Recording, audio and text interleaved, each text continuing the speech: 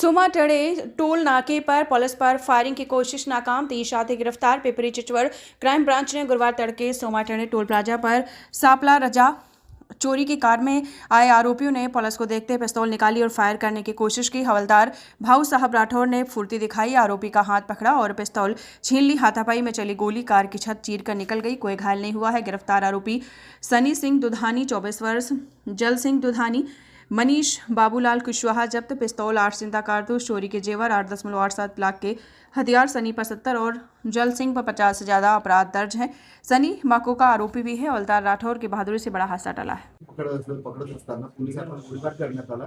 नेमकं काय प्रकार होता, कुठले आरोपी होते आणि काय कारवाई करणार? मागच्या काही दिवसांपासून आमच्याकडे काही घरफोडीच्या घटना घडल्या होत्या। त्याच्यामध्ये माननीय पोलीस आयुक्त श्री विनय कुमार चौबे सरांनी, सर्व वरिष्ठ अधिकाऱ्यांनी त्याच्यात समांतर तपास करण्याबाबत गुन्हे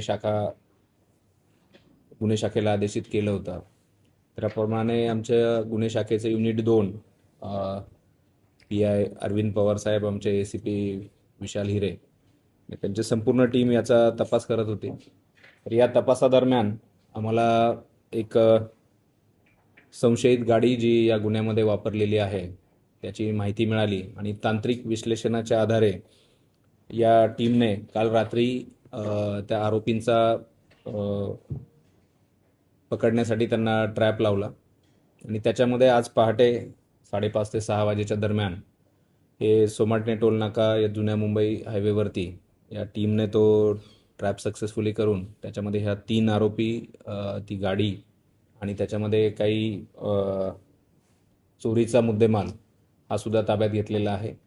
ही कारवाई करताना यातील जे आरोपी आहेत त्यांच्याकडे 2 पिस्टल जप्त करण्यात आलेले आहेत। त्याच्यामध्ये एक जो आरोपी आहे त्यांनी पथकावरती गोळीबार केला आणि त्यामध्ये आमचे जे टीमचे मेंबर आहेत राठोड म्हणून हवलदार, तर त्यांनी खूप धाडसाने त्याचा हात पकडून ती आमच्या अधिकाऱ्यांच्या दिशेने जाणारा फायर रोखला आणि त्याच्यातनं जो राऊंड फायर झाला तो गाडीच्या छतामधून बाहेर गेला।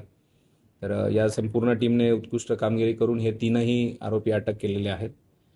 हे जे आरोपी आहेत त्याच्यामध्ये जे सनी सिंग दुधानी आहे त्याच्यावरती मागचे दरोडा, घरफोडी, वाहन चोरी, रॉबरी या प्रकारचे आणि एकूण 70 गुन्हे दाखल आहेत।